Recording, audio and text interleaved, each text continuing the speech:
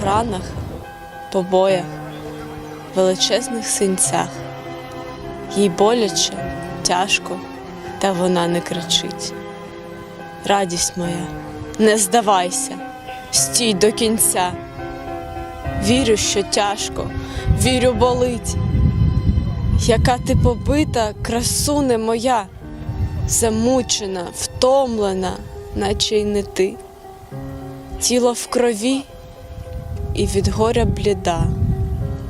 Благаю, ненько моя, лиш живи. Тримайся, будь сильною.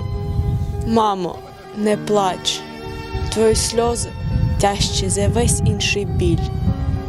Знаю, я винна, благаю, пробач, та мені без тебе нікуди йти. Бинтуємо рани твої, та дарма.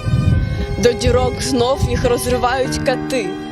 Для них святим раєм здасться пітьма, коли побачать, на що здатні твої дочки, сини. Знаю, біль тебе ніяк не мене, адже скільки тіл поклали за волю діти твої. Життя несправедливе й складне, життя повно радості й величезного горя. Вся в ранах, побоях, величезних синцях. Тобі боляче, тяжко, та ти не кричиш. Україно, живи! Україно, вставай! Україно, ненько моя, не мовчи!